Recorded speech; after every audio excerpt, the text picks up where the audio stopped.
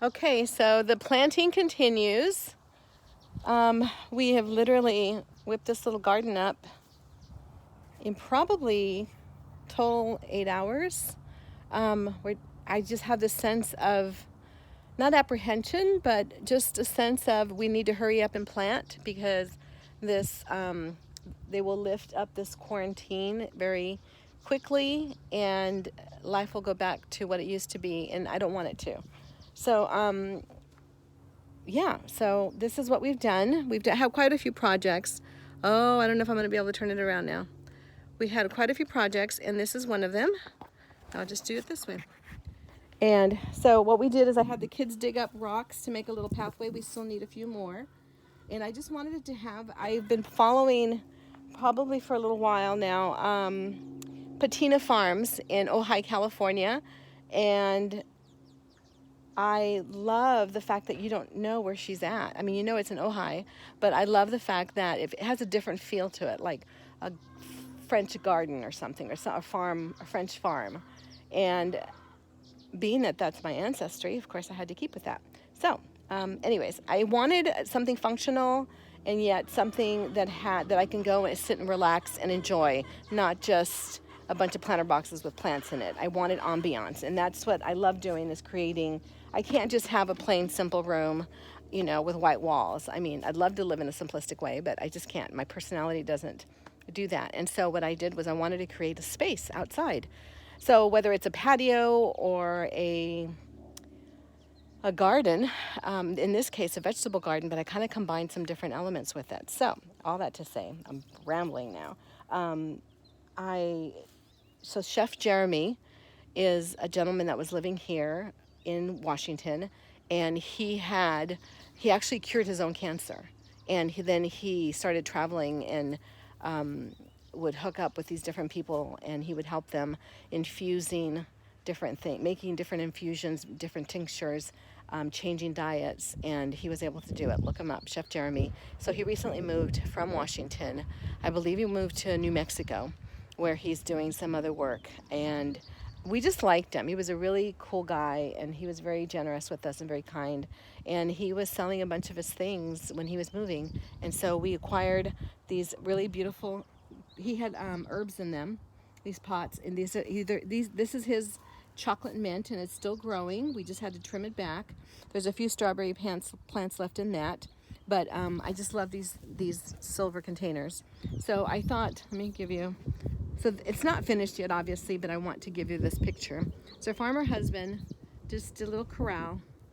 I still wanted to have that farmy feel, and so then I don't know where exactly I'm going to put these containers, but it's kind of what I'm wanting right there. So I planted some peonies, so they'll be really pretty, and when they bloom, and they'll kind of cover the fence a little bit, but it'll be color when you walk in there. And there's another one, and then we have a really cool gate that we're going to put right here. So when you open it up, and you'll see it, you'll have this here, and these are his chives as well. And then we'll have herbs right here, and then we have a rose bush right here. And I told my kids for Mother's Day I want more rose bushes, so it'll have that really pretty soft feel for it, a little French feel. And then we'll have my daughter's watermelons, and I think she had something else planted in there. And so farmer husband just went to go get topsoil right now. And then we have honeysuckle on the fence, and hopefully that'll tap into my senses. And then we have some boxwoods, and I just found these little things here. I won't tell you where, but you can figure out. It's at Wally World, and those are really inexpensive, and it's going to have that little French feel again. And then I had that old container there and some flowers, and it's kind of shaping up. So I'll have some tables and chairs in here, not sure yet, but that's kind of, I just had to mark it to visually see it. So of course I pressured my husband, no, let's get the boxes in really fast. And he wanted to finish the perimeter first, which seems logical, but in Marissa land, that's not logical. It's like I have to see it start coming to life, because that gives me inspiration. So I don't know about you, but that's how my brain works, and it's not the best. But so he's going to finish that wall right there. That's our compost pile over there. He has 3 bins. And yeah, and then I just have to find a place for that little potting I guess it's a potting shelf.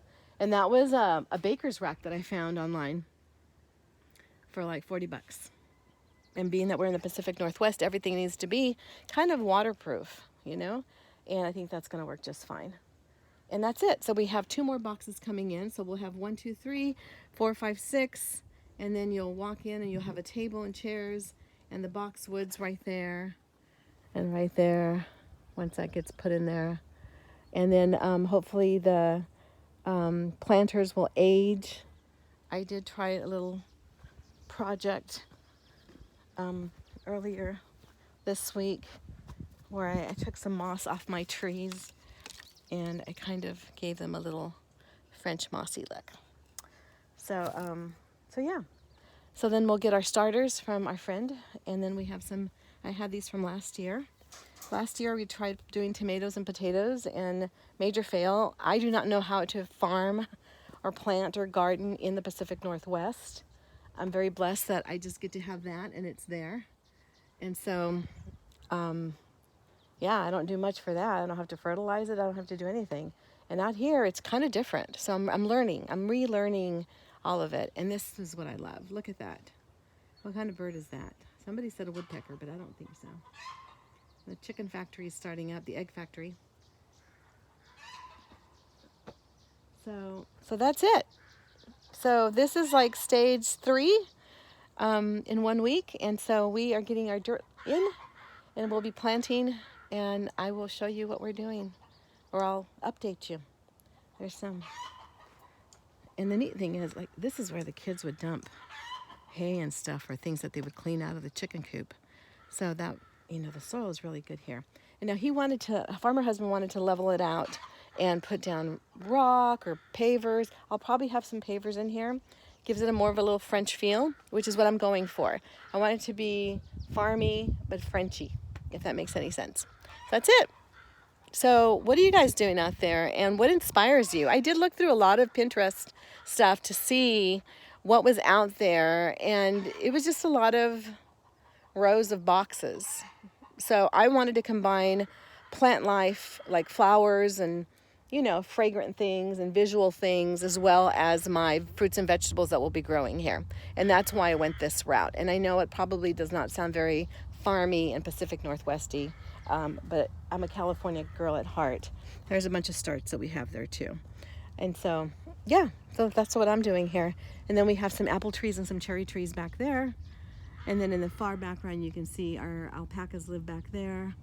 And we have chickens and goats and sheep, little baby lambs that were just recently born, and we're due some more. And that's it. So come visit.